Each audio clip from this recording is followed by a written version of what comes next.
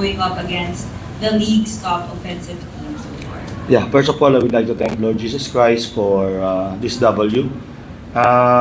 Yeah, that's our problem on our last two games, our offense. And we talk about the ball movement in practice. We talk about sharing the ball. We talk about sacrificing. And the last time we played, we have only around 15 or 16 assists lang. So it's below on our average. Our goal is around 22 to 24 assists per game. And that's why siguro masyadong mababa yung points namin. And big factor din talaga yung preparation namin. And we have a bad preparation talaga last time because we have only 8-9 players in practice. And majority of them are big man. So, but no excuses. And I'm very happy. Yesterday, I told to the players that I miss the practice. Yung practice namin yesterday tsaka nung a day before, talagang sobrang ganda.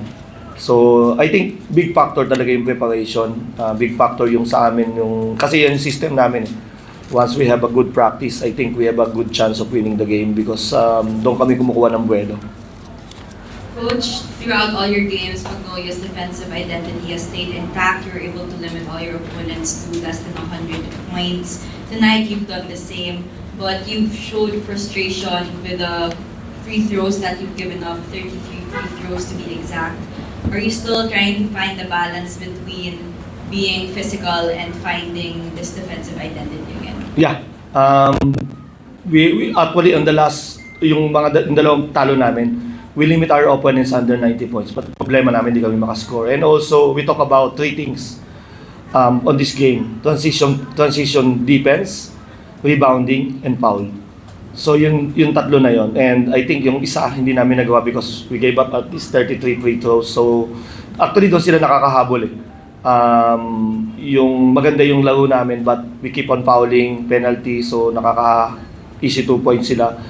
But we just try to dig deep, grind this game, and I told them this is not an easy game because this team is the number one team in terms of offense.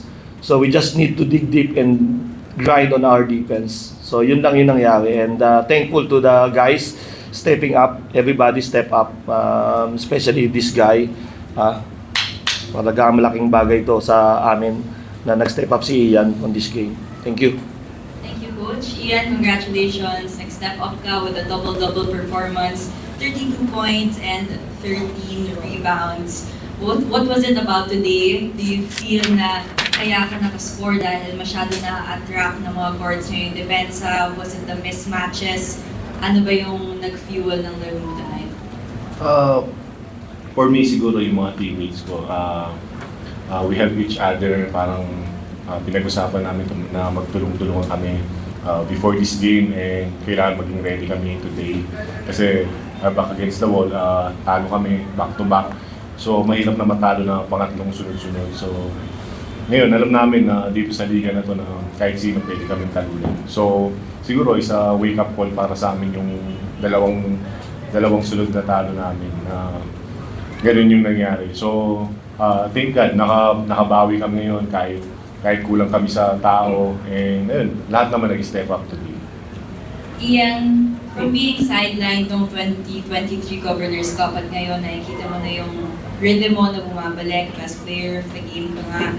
Ano ba yung meaning nito para sa'yo? Gaano ba kahirap to get back to where you are right now?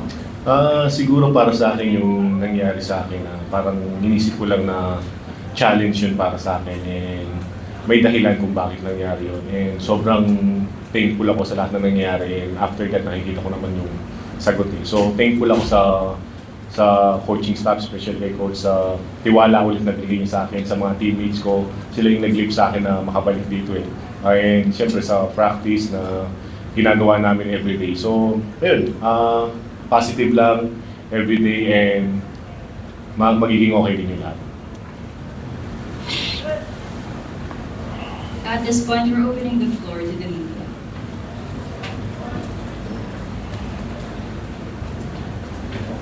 Coach, galing nyo namin si Cadwin nung last game. Ano masahe mo sa laro niya all around him? Rebound, assist. Yeah, we miss him because Calvin played multiple positions, and the last time, because they play small, so yun, di kami maka-match up. Actually, we missed the 3 guys eh. Those guys, Aris, Rome, and Calvin can play multiple positions. That's why we have a hard time to match up against NLEX because of that. Medyo talagang hirap kami. At the same time nga, hindi rin kami mabuo sa ensayo. So, yun. And good thing na si Calvin naka-step up ngayon. Nakatulong siya sa team niya. And hopefully, sana magtuloy-tuloy. May chance na bang mabuo kayo sa practice? The coming days? I think Rome will be out for more mga one more week, and then Aris will be back on Thursday. So hopefully he can play on Sunday. But the problem now is the mga minor injuries of Gio and Mark. So hopefully kahit paano maka-recover sila. Yun lang yung medyo concern sa amin ngayon. May mga injuries sa mga players natin, mga key players pa. Coach, the past 2 games, iba-iba yung starting lineup mo. Si Arioco, kanina naman si Russell Estrollo. Is it a way for you to preserve yung mga major players mo in the NBA? Yeah, we want to have a parang mas mahabang rotations, and we have to save Ian also, Paul and Mark. Although para pagdating ng dulo, at least meron kaming energy pa, meron kaming lakas pa para doon. So good thing those role players step up. Russell, even Abu Trotter, Jed Mendoza, Jerica Hamisi. So yan, tabi nga ni Ian, tulong-tulong. Coach, kanina dun sa muntik ng comeback rally ng Northport, Fran, you scored 7 of the bottom players' last points. So ano lang masasabi mo dun sa puso ng bata, despite being a rookie siya yung tumayong, kumbaga, comeback. Actually, it's not only Franjo. Franjo is doing well right now. He played well. But actually, credit to Coach Bonnie and the whole Northport organization. I mean, they are playing well right now. They are the number 1 team in terms of offense, in terms of rebounding, transition points, passive points. So, I mean, this team will be a playoff team. So, you have to watch out. And if you don't prepare for them, I think mahihirapan talaga. So, that's why the mindset is very important for us during our preparation. And again, the coaching staff and the whole organization of the Northport doing very well. Iyan, ano lang talk about yung match-up mo with Xavier Lucero kanina. Eh, lagi nagkakalat. I think ngayon ko lang siya nakalaro eh. Hindi ko alam kung ano yung laro niya talaga. So at least before the game, na-explain sa akin kung ano yung ginagawa niya. Ayun, so okay yung matchup. Medyo pinagod niya lang ako kasi takbo siya ng takbo. Nakailang layup siya sa pass break. Pero part of the game, at least next time, alam ko na yung susunod na gagawin. Ian, career high ka sa points. Talaga bang sinadya mo na maging aggressive sa offense sa time ng dami yung injuries? Hindi naman sa ganoon kasi maganda lang din talaga yung especially si Calvin kanina yung mga attack niya. So laging nagko-collapse lahat ng mga guards namin, yung mga attack niya. So yung time na na-open lang talaga ako sa ilalim. So yun, kailangan ko lang talagang shoot kasi open na nga eh. So ganoon naman talaga yung nangyari kanina. So lahat ng attack niya nagka-pass na sa ilalim. So kailangan mo lang i-finish talaga. Medyo takawat lang yung paano na-overcome ni Ian yung medical condition niya and then ngayon playing at this level na yun nga, career performance for you. Yeah, we all support Ian, and even the coaching staff, the management, players, we all pray and support Ian during yung mga time niya na talagang nandun siya sa medyo mababa na moral, and tinulungan lang namin siya, and nag-pray, importante naman yun lang importante, and right now, yun lang, paunti-unti, and then I talked to Ian about it na kumbaga yung playing time niya pa unti-unti hanggang nakabalik siya, nakuha niya yung kumpiyansa niya, especially in the finals, talagang maganda yung contribution niya. So ngayon, tuloy-tuloy. So, yun. Siguro yung condition niya, hindi niya pinababayaan. Tsaka, ano naman to lagi naman to nakatutok sa mga kinakain niya, kaya hindi lumalaki. So, yun. Ano lang, tuloy-tuloy lang yan. Nakasuporta lang kami sa kanya.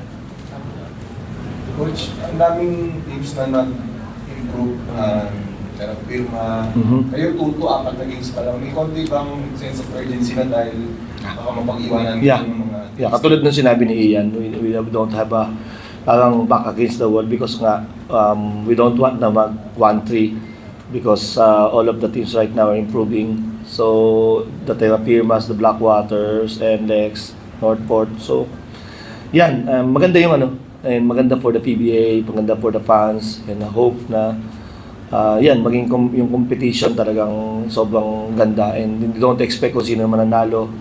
So sana hanggang dulo maging maayos yung liga natin. And yung competition sobrang tight, ganda ng labanan. Even the first game, nakita nyo naman. So talagang dikit. So yan ang PBA. Thank you, gentlemen. Congratulations. Thank you.